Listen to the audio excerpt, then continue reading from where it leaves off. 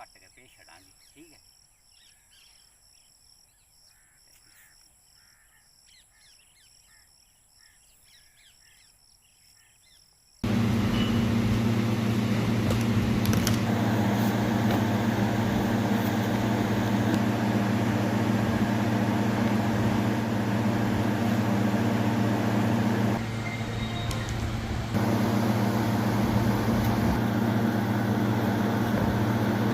Deputy director sericulture को लिखा है, डिप्टी डायरेक्टर सेरिकल्चर को लिखा है, तो दसना देगा डायरेक्टर सेरिकल्चर आपके हवाला किया अपने भेज जोड़ेगा। हमारी तरफ से कोई भी नहीं, अभी डीसी साहब ही करेंगे। तो सारा मुआवजा बने रहा, सारा मुआवजा बने रहा। ये सारी ने साड़ी फाइल एक बार वो की ही सारा सर्विस वास्ते भी जोड़ा वो है फार्म भराया हा, कंप्लीट फाइल जी ये दी है सैरीकल्चर ने जोड़ा लिखा है उसी हर जिला सैरीकल्चर डिपार्टमेंट को फाइल जाती है। तो आखिर करना असें करी ओड़े हूँ, जो कुछ करना सरकार ने करना, एडमिनिस्ट्रेशन ने करना, डीसी साहब ने करना।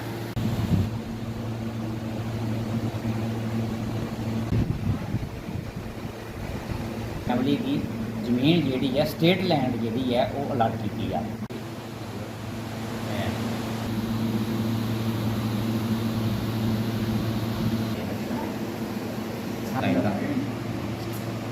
ये सर जिन्नी नर्सरी है पूछना ही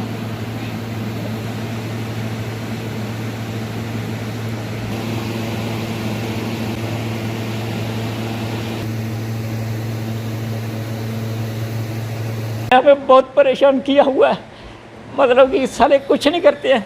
ये कौन लोग हैं जो बाहर से आ गए हैं और हमारे डॉक्यूमेंट इनको पढ़ने नहीं आ रहे हैं। एक कम से कम 60,000 की मैंने फ़ोटो स्टेट करवा रखी है। किसी भी नेता के पास जाता हूँ उनको पूरी फाइल देता हूँ, मतलब हर एडमिनिस्ट्रेशन के बंदे को। अगर डीसी के पास भी जाना होता है वो भी ऐसे बात नहीं सुनता, पहले उसको डॉक्यूमेंट दिखाएंगे फिर वो नीचे मार्क कर देता, तो नीचे भी कुछ नहीं होता सर। 2-2.5 साल होने को हो गए हैं, मतलब हम एलजी साहब से मिले थे, अभी तक हमारा केस जो है वो सॉल्व नहीं हुआ है, ना ही अभी तक डीसी साहब ने इनकी बात माननी है। से ही हमारा गुजारा होता है, लेकिन बड़े अफसोस की बात है सर, हमारा किराया जो है वो पेंशन का सभी ट्रैवलिंग में चला जाता है, हमारे पास मतलब कुछ नहीं बचता, बड़ी मुश्किल से हम अपना गुजारा कर रहे हैं। दा न्यूज़ नो देखने वाले सभी दर्शकों का हार्दिक स्वागत है। आपको बता दें कि इस वक्त दा न्यूज़ नो की टीम सीमावर्ती क्षेत्र कटल गुजरा में पहुंचा है, जहां पे एक परिवार जो है काफ़ी परेशान है और गुहार लगा रहा है सरकार से कि उनकी मदद की जाए, लेकिन मदद उनकी कोई नहीं कर रहा और कोई उनकी बात नहीं सुन रहा है। आखिर जानते हैं क्या मामला है और इतना परेशान क्यों हैं। जी सर, क्या नाम है और किस तरह की परेशानी का क्या मामला है। सर मेरा नाम प्रवीण सिंह है, हम 71 के रिफ्यूजी हैं, शम सेक्टर से हम डिस्प्लेस होके आए हैं। तो हमें जो ज़मीन थी वो 27/2/1978 को ज़मीन अलाट हुई थी। तो 10 साल हम 12 काश्तकारी करते रहे। उसके बाद सेरिकल्चर विभाग आया 90 में, तो 90 में उसने हमारी ज़मीन को कैप्चर कर लिया, और भी बहुत सारे लोगों की ज़मीन थी वहाँ, उनकी भी ज़मीन ली, लेकिन हमें बोला गया कि आपको ज़मीन के बदले ज़मीन या मुआवजा दे दिया जाएगा। उस वक्त मेरे पिताजी ज़िंदा थे, हमें इतनी नॉलेज नहीं है, हम छोटे थे। तो 90 सब क्या करते थे आपके। मेरे फादर साहब आर्मी में थे, 3rd डोगरा में थे। तो वो 58 में पेंशन आए थे, 58 के वो पेंशनर आ गए थे। तो वो नर्सरी जब बनी तो उसके 2-2.5 साल वो बीमार रहे, 93 में उनकी डेथ होगी।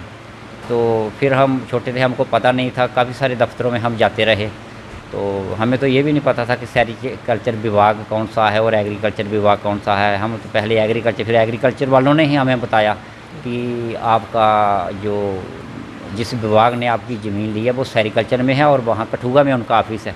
वहाँ भी सर हम जाते रहे हैं, फिर उन्होंने बोला कि पूरे अपने डॉक्यूमेंट दो, फिर हमने डॉक्यूमेंट बनवा के दिए।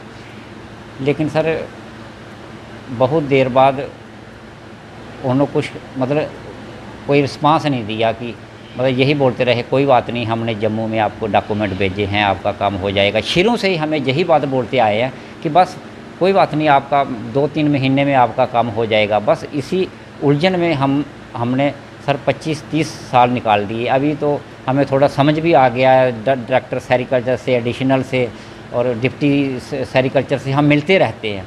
कई बार हम, इनका ऑफिस है सुपर हॉस्पिटल के पास, वहाँ भी हम जाते रहे हैं, माता मेरी जाती रही है, हमारे घर परिवार के सभी लोग, मेरी सिस्टरें भी वहाँ जाती रही हैं।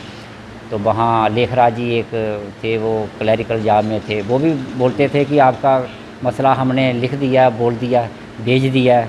तो लास्ट टाइम में कादरी साहब है डायरेक्टर सेरिकल्चर, उन्होंने बोला था कि आपका मुआवजा जो बन गया, तो हमने वो civil secretariat, agriculture production department, farmer welfare department में भेज दिया है। तो इसी मसले को लेकर आप कहाँ गए और किसी लीडर से, किसी बड़े अप्रोच की हो आपने? सर किसी का भी नाम लो, हम सभी के पास गए हैं, ज़्यादातर एडमिनिस्ट्रेशन से ही हमने गुहार लगाई है। हम एलजी साहब से भी मिले हैं, हीरानगर में आए थे, 29 जुलाई को आए थे वो हीरानगर में, तो वहाँ मेरी माताजी भी उनके साथ मिली थी। सर बड़े अफसोस की बात है, 90 साल का बुज़ुर्ग अगर किसी प्रशासन के किसी मतलब स्टेट के बड़े अधिकारी से मिलता है, तो वो तो ऐसे ही सर, एक फ़ोन की बात है, एक फ़ोन पे सर काम हो सकता है। डायरेक्टर सेरिकल्चर को फ़ोन कर दिया जाए कि आपने इनकी ज़मीन ली है, अगर वो बोलेगा ली है, तो डिब काम को बोलो कि डीसी कठुआ को उसको बोलो कि हमें ज़मीन अलाट की जाए। इसके साथ साथ ये प्रोसेस हमने किया भी है सारा। और अभी देखो ये तमाम फाइलें जो आप दिखा रहे हैं, तो हमारे पास डिप काम से मिले? हाँ, डिप काम से मिले थे। अभी उनकी तरफ से एक लेटर जो था वो डीसी कठुआ को भेजा गया था, उसने लिखा हुआ है लास्ट में, therefore I have direct to request you to dispose of the matter as per norms. अगर हमने सेरिकल्चर डायरेक्टर को भी हमने फ़ोन किया, वो बोलता कि जो हमारा काम था हमने ख़त्म कर दिया है, हमने सरकार को बोल दिया है। उसने स्टेट समाचार को भी अपने बयान में कहा था कि जो हमारा काम है वो हमने कर दिया है, अब जो कुछ भी करना है डीसी साहब ने करना है। अब डीसी साहब के पास हम जा रहे हैं 3 महीने से, वो उसने फिर डिप्टी सेरिकल्चर को लेटर जो है वो पता नहीं भेजा है या क्या किया है जी, हमने उसको लिखा है। जब डिब काम आपको लिख रहा है तो आप हमें मतलब ज़मीन जो स्टेट लैंड उन्होंने बोला भी इनको अलाट कर दो, तो ये सर नहीं कर रहे हैं।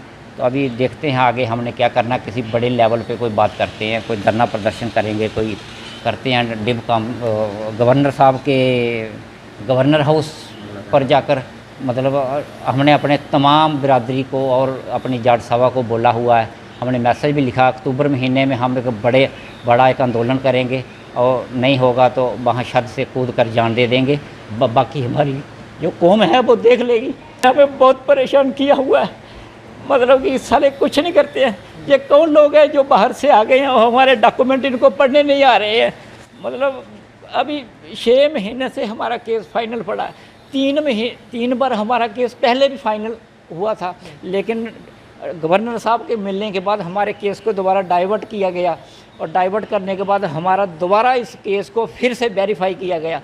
तभी हम अभी 2-2.5 साल होने को हो गए हैं, मतलब हम एलजी साहब से मिले थे, अभी तक हमारा केस जो है वो सॉल्व नहीं हुआ, ना ही अभी तक डीसी साहब ने इनकी बात माननी है। मैंने डीसी साहब ऑफिस में गया था, मैंने उनको बोला था क्या ये लिखा हुआ है therefore I have direct to request to you to dispose of the matter as per norms.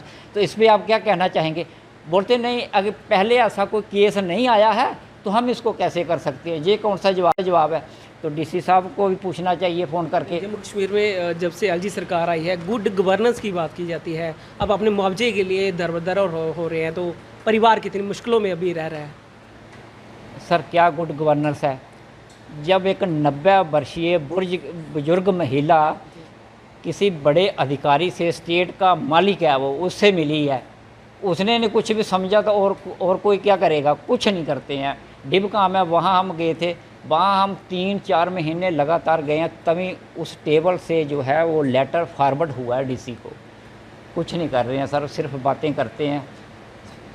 जितने भी बड़े अधिकारी हैं बस रिबन काटते हैं, पुल टूट रहा है रिबन काट रहे हैं, पुल बांध रहा है रिबन काट रहे हैं, छड़ का उद्घाटन 2-2 बार कर रहे हैं। सर एडमिनिस्ट्रेशन में कोई नहीं सुनता है।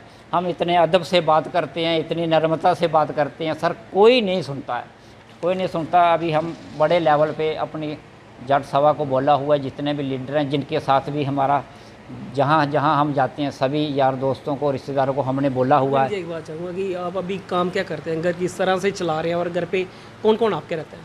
सर मेरे 2 बच्चे हैं, बीवी है, माता जी हैं। माता जी आपने देखा है कि वो बीमार हैं, तो पेंशन से ही हमारा गुजारा होता है। लेकिन बड़े अफसोस की बात है सर, हमारा किराया जो है वो पेंशन का सभी ट्रैवलिंग में चला जाता है। हमारे पास मतलब कुछ नहीं बचता, बड़ी मुश्किल से हम अपना गुजारा कर रहे हैं। तो इतनी सारी फाइलें बनाई हैं आपने, तो कितना टाइम लगा इसमें बनाने में, कितना खर्च हुआ होगा? ये सर एक कम से कम 60,000 की मैंने फ़ोटो स्टेट करवा रखी है। किसी भी नेता के पास जाता हूँ उनको पूरी फाइल देता हूँ, मतलब हर एडमिनिस्ट्रेशन के बंदे को। अगर डीसी के पास भी जाना होता है वो भी ऐसे बात नहीं सुनता, पहले उसको डॉक्यूमेंट दिखाएंगे फिर वो नीचे मार्क कर देता, तो नीचे भी कुछ नहीं होता सर। मैं काम नहीं कर पाता हूँ। आप देख सकते हैं कि मेरे पेज जो है वो बाहर सर आए हुए हैं। मैं 5 किलो वज़न नहीं उठा सकता हूँ। मुझे डॉक्टर ने सर पेच लगे हुए हैं, मैं काम नहीं कर पाता हूँ। तो मैंने देखा कि फेसबुक पे भी आप बड़े सारी अपनी बातें रखते हैं, सरकार को, एडमिनिस्ट्रेशन को भी बड़े सारे आते हैं, लेकिन उस पर कुछ सोशल मीडिया के ज़माना, उसके बावजूद भी आपकी कहीं कोई सुनवाई नहीं होती। कोशिश करते हैं आप? सर लोग बहुत सहयोग करते हैं, वो देखते हैं कि ये इनकी बुरी दुर्दशा है और हर वक्त ये मतलब एक्टिव रहते हैं अपने केस को सॉल्व कराने के लिए। हर किसी से हम मदद मांगते हैं, लेकिन एडमिनिस्ट्रेशन का कोई आदमी इस पर कोई बात नहीं करता है, कोई भी बात नहीं करता है। कोई डिपार्टमेंट का मतलब सेरिकल्चर डिपार्टमेंट का या मतलब कोई भी सिविल सेक्टर से कोई बात नहीं करता। मैं हर उनको पर्सनल सर कोई आदमी होगा नहीं तो मैं अपना हर मसला हर आदमी को, मतलब लाखों लोग मेरे मसले को जानते हैं, लेकिन सरकार फिर भी मतलब हल नहीं कर रही है। आगे क्या कदम रहेगा आपका अगर ये जल्दी नहीं हल हुआ तो? सर अक्टूबर महीने में हमने अपने तमाम जितने भी जट सभा का हमारी कमेटी है, हमने उसको बोल रखा है। रिफ्यूजी कमेटी जो 71 की हमारी बनी हुई है उसको बोल रखा है। सभी लोग हमारा सहयोग करेंगे, रिश्तेदार यार दोस्त हमारे जितने भी आरएसपुरा से या रामगढ़ से या कठुआ से जितने लोग हैं, सब वो लोगों के मुझे फ़ोन आ रहे हैं कि उन्हीं के कहने पर मैं जल्दी रखने वाला था, लेकिन उन्हीं के कहने पर अक्टूबर महीने का हमने जो है वो समय जो है अभी सिलेक्ट नहीं किया, लेकिन अक्टूबर महीने में हम शुरू करेंगे। तो हमारे साथ प्रवीण चौधरी थे जो सीमावर्ती क्षेत्र हीरानगर के कटल गुजरा से काफ़ी परेशान और दुखी परिवार है। आपने देखा कि किस तरह से इन्होंने कहा मैं काम तक नहीं कर पाता हूँ। तो कहीं एडमिनिस्ट्रेशन को भी सोचना चाहिए कि अगर इन 30 से 35 साल लगभग हो गए इनको ऑफिस और जगह जगह चक्कर काटते हुए, उसके बावजूद भी गुड गवर्नेंस की बात जो हमारी एलजी सरकार करती है, कहाँ पे वो ठीक है। इनका सेरिकल्चर विभाग द्वारा इनकी ज़मीन ली गई थी, लेकिन अभी तक इनको ना मुआवजा दिया गया है, ना इनको कोई नौकरी दी गई है। और बड़ी बात है कि जिस सैनिक परिवार से आते हैं, उसी सैनिक का परिवार है जो आज दर बदर हो रहा है। तो हमारी भी जो एडमिनिस्ट्रेशन और एलजी सरकार से जो अपील रहेगी, जल्द से जल्द इनका जो हल किया जाए और इनकी जो बनता मुआवजा जो है इनको दिया जाए। दा न्यूज़ के लिए कठुआ से मैं राजकुमार।